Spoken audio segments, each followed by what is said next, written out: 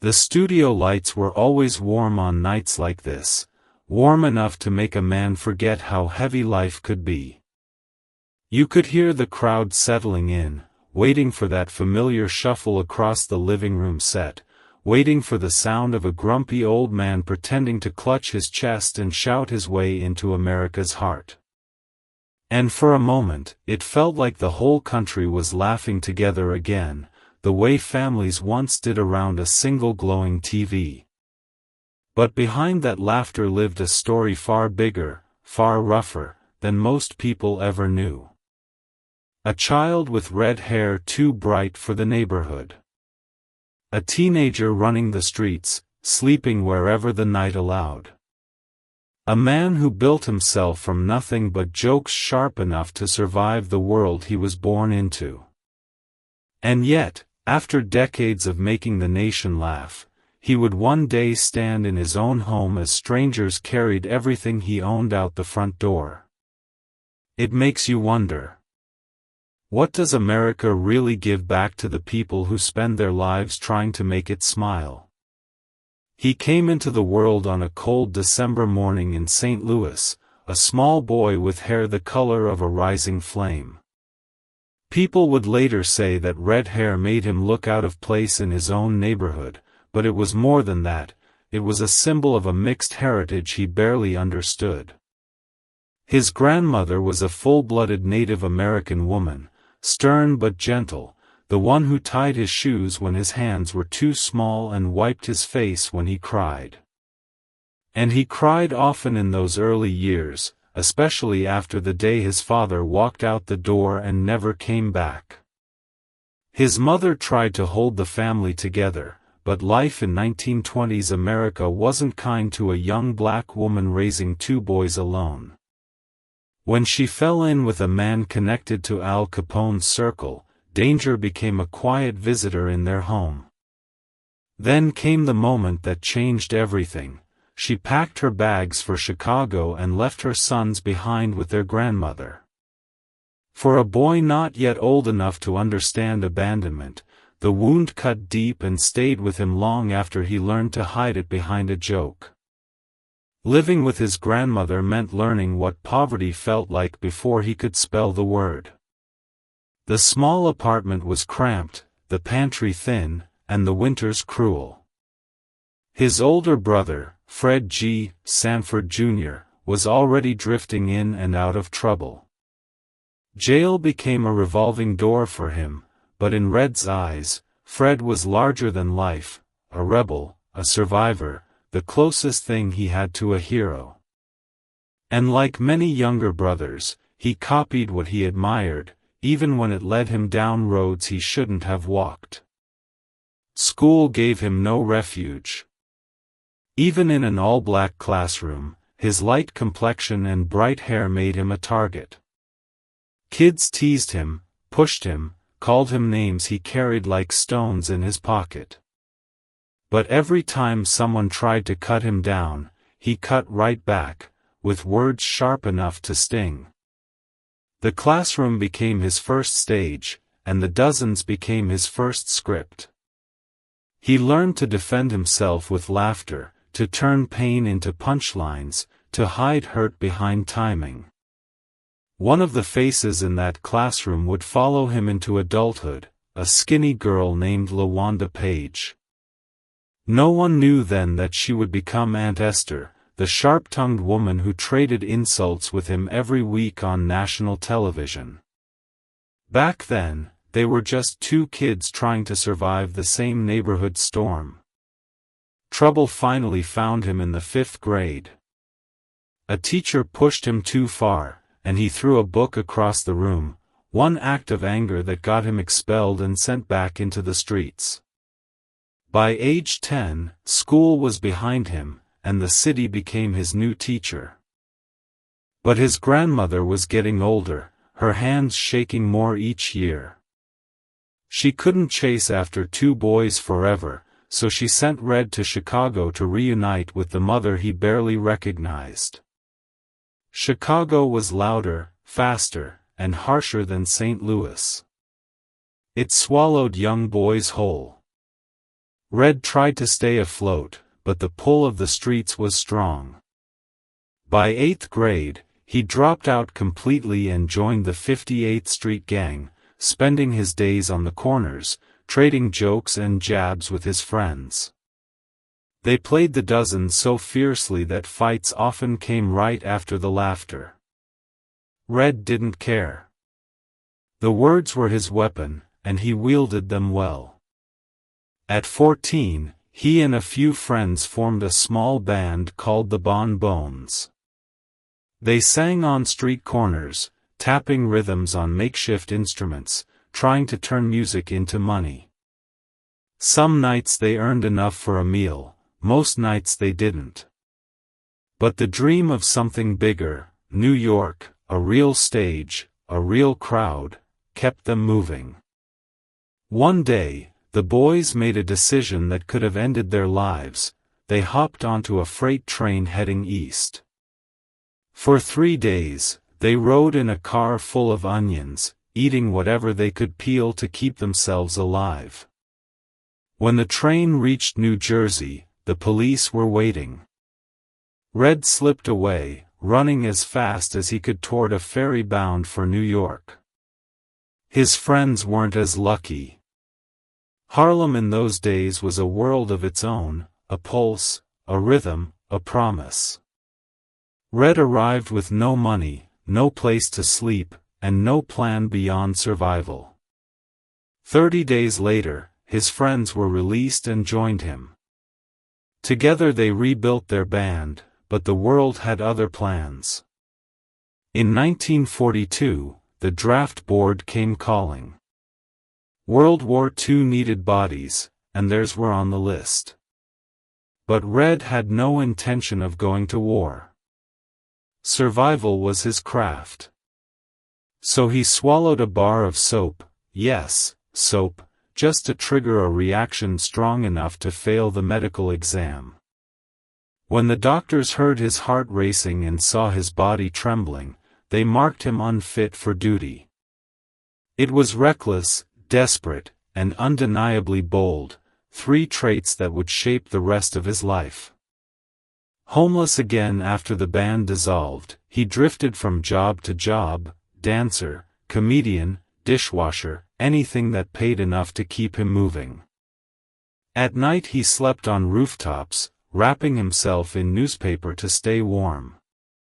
But even in the cold, even with nothing to his name, people were drawn to him. His complexion, his red hair, the way he dressed, broke but stylish, earned him the nickname Foxy. Soon he leaned into it, shaping the stage name that would follow him forever, Redd Foxx. He was still broke, still hungry, still fighting to keep his head above water. But the world was starting to notice him. And somewhere inside that skinny kid with the fire-colored hair, a voice whispered that laughter, his laughter, might just be his way out. By the time he reached his early 30s, the road behind him looked like a trail only the desperate or the determined would ever walk. But the road ahead, the one shimmering beneath the neon lights of Las Vegas, was something different. It was possibility. It was danger.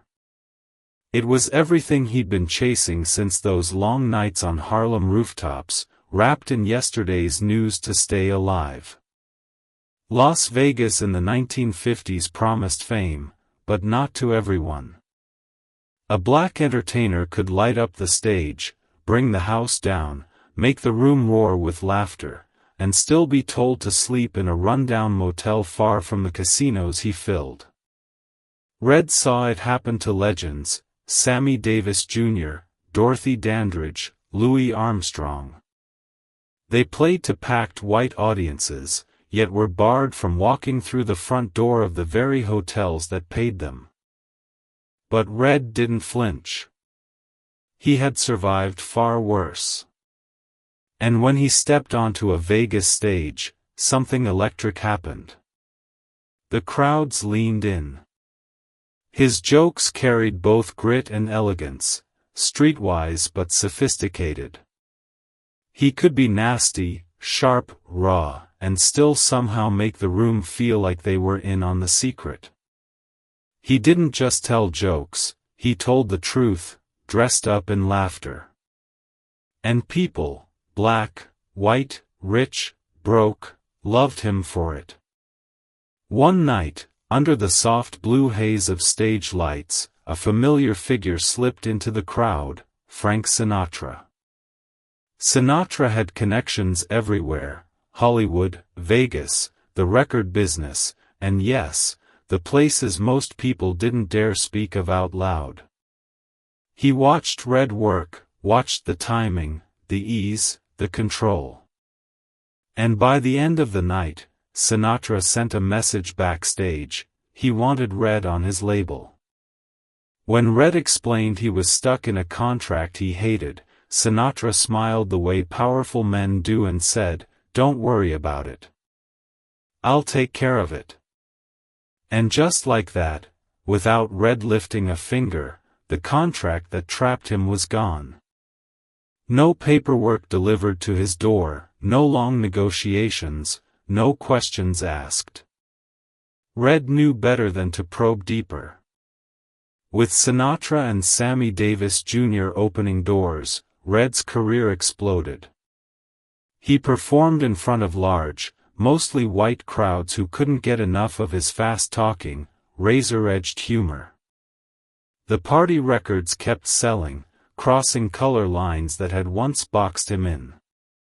Promoters treated him differently now, still cautiously, still with the quiet racism of the era, but they also knew they couldn't deny him. Redd Foxx filled rooms. Success wasn't enough, though. Redd wanted to give others the chances he never had. So he opened his own place in California, the Redd Foxx Club, known to regulars simply as Redd's Place. It became a legendary proving ground, a sanctuary for up-and-coming black comedians who needed a stage, a mic, and someone who understood what survival looked like. Richard Pryor worked there. Flip Wilson. Bill Cosby. Musicians drifted through nightly, turning the club into a storm of sound, laughter, arguments, fistfights, and cigarette smoke thick enough to breathe. Redd was king of that world. Not a perfect king, he spent too much, gambled too much, trusted the wrong people, but he was generous in ways Hollywood rarely recognized. His club gave careers to men who would later reshape American comedy. And then Hollywood finally came calling for him. He had played a small part in Cotton Comes to Harlem, just long enough for producer Norman Lear to take notice. Lear, already shaping some of the most powerful sitcoms in television history, was developing an American version of the British comedy Steptoe and Son. He needed a man with grit. A man with timing.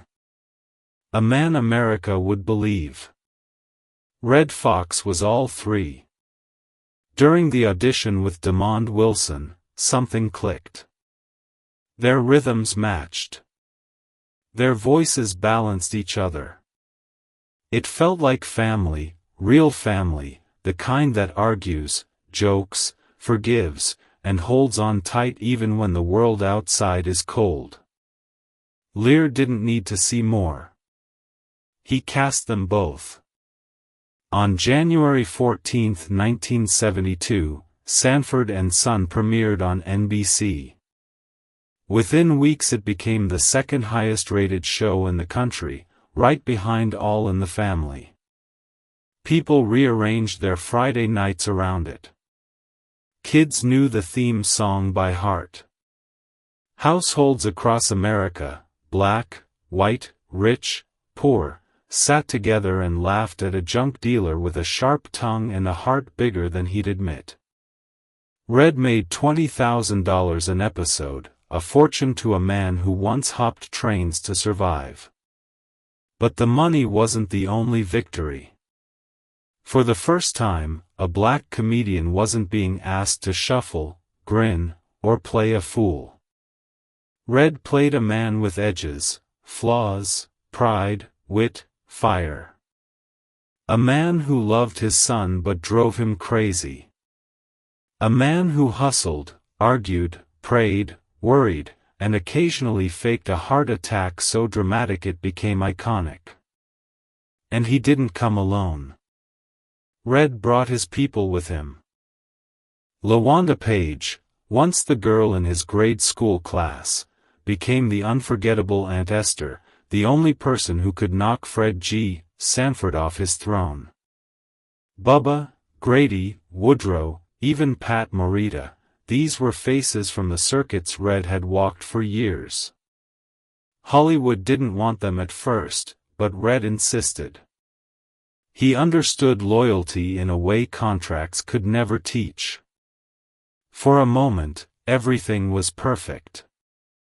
The streets he grew up on felt distant. The cold rooftops, the arrests, the hunger, all of it seemed like another lifetime. Redd Foxx had climbed from nothing into living rooms across America, becoming a voice, a symbol, and a pillar of black comedy. But success has weight. And for Redd Foxx, that weight was growing heavier every day. Success is heavy when you've carried nothing your whole life. And for Redd, the weight began to press hardest right when the world thought he was finally untouchable. The laughter on set was still loud, the ratings were still strong, but behind the scenes his world was cracking, quietly at first, then all at once. It started with money. It often does. Redd had grown up with empty pockets and quick hustles. So when the checks from Sanford and Son grew larger, he held on to them with suspicion. He counted who made what, who controlled what, who earned off his talent without sharing the load. And when he discovered that some people behind the scenes, the writers, the producers, the ones shaping the comedy from a distance, were being paid more than he was, something inside him snapped. He believed it was about race. He believed it was about respect. And maybe it was. Television in the 1970s wasn't built to honor black artists equally. Redd felt it every time someone told him how to act, how to joke, how to tone it down for white comfort. He wasn't a man who swallowed insults quietly. He fought back, loudly, publicly, with all the fire that had carried him from St. Louis to Vegas. So he demanded ownership, a share of the show, 25% of the company. A piece of syndication that would secure his family's future long after he was gone. When the studio said no, Redd didn't just push back. He pushed hard.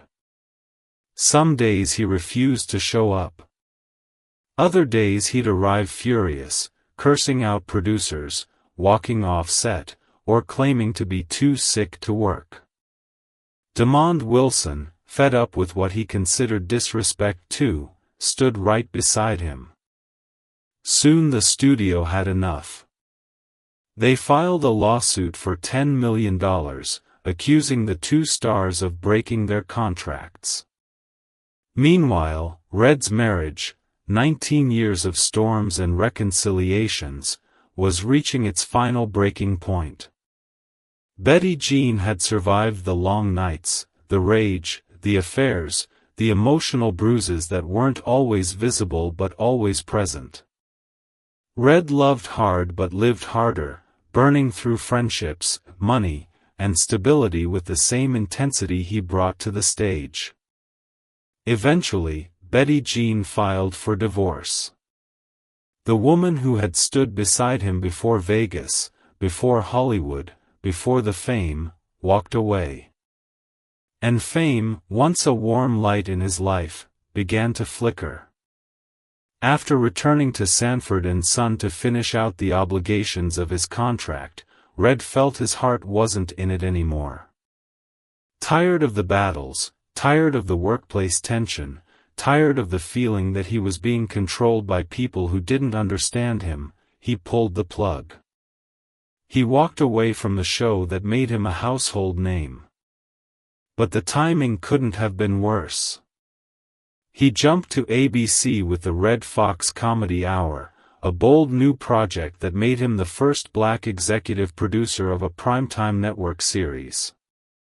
The pay was high, the title historic, and the potential enormous. But the network didn't know what to do with Redd's edge, his rawness, his refusal to soften himself for TV. Within 6 weeks, the show was cancelled. The bright new beginning dimmed into another dead end. Then came the bills. Redd had never learned the language of financial caution. He lived as if the river of money would always flow, gambling, spending, giving generously to friends who saw him as their safety net. But IRS agents don't care about generosity. They care about tax returns. And Redd, whether out of distrust, stubbornness, or sheer denial, filed his taxes but never sent in the payments. Years passed. Debt grew in the background, slow and quiet, like a storm building behind distant hills. By 1983, the storm hit. Redd filed for bankruptcy. The man who once sold millions of records and ruled Friday night television now stood on a stage in Las Vegas again, performing in smoky rooms for people who barely remembered the fire he once carried. Still, hope found him through familiar faces. Eddie Murphy, who had grown up idolizing Redd's comedy, reached out. He gave Redd a role in Harlem Nights, alongside Richard Pryor, a gift, a lifeline, a reminder that legends never truly fade. The movie brought Redd over $500,000. For a brief moment, it looked like he might climb out of the hole. But the IRS had been watching. In 1989, they hit him with another lien, nearly $1 million owed between 1983 and 1986. Then came the moment millions of Americans would never forget, the day the IRS walked into Redd's house and began taking everything. Cars, furniture, jewelry, even the cash in his pockets. Television cameras recorded him crying as strangers emptied his life piece by piece. They left him one thing, his bed. Everything else was gone. Redd said it was racism. Others said it was years of ignoring warnings. Maybe it was both. Maybe it was neither. What mattered was the pain etched on his face, a man who gave the world laughter now standing alone in a stripped-down home. Friends tried to help. Sinatra had bailed him out years earlier. Sammy Davis Jr. had done the same. Eddie Murphy was helping again. But Redd was tired, worn down by battles he never truly won, and haunted by the ones he never should have fought in the first place. And yet, even with everything falling apart, life was not done offering him one final chance. Across America, people who grew up watching Sanford and Son carried a complicated kind of grief when they learned what had happened to Redd. For decades, he had been the man who made the nation laugh about things that weren't funny in real life: poverty, pride, frustration, broken families, the hustle of survival. His comedy held a mirror to Black America, but strangely, it also opened a window for white America to see a world they rarely looked at honestly. When news broke about the IRS taking everything he owned, many people, black and white, felt the sting of something deeper than unpaid taxes. They saw a system swallowing a man who had fought his whole life to stand on his own terms. For older black audiences, Redd represented the struggle of a generation that paved roads others now walk more easily. They remembered segregation, the closed hotel doors in Vegas, the producers who tried to write black characters as fools, and the long battle for equal pay in Hollywood. To them, Redd's fight with the industry wasn't difficult behavior. It was resistance. It was survival. It was a refusal to let anyone, especially white executives, decide what black humor should look like. Around the world, viewers who discovered him through reruns saw the boldness beneath the jokes. They saw how groundbreaking it was for a black father and son to lead a primetime sitcom in the 1970s. They saw how his timing influenced Richard Pryor, Eddie Murphy, and every comedian who later stood on a stage telling the truth with a smile. American media, however, treated him with mixed tones, admiration for his talent, but a colder judgment about his struggles. Headlines focused on bankruptcy, lawsuits, marriages falling apart.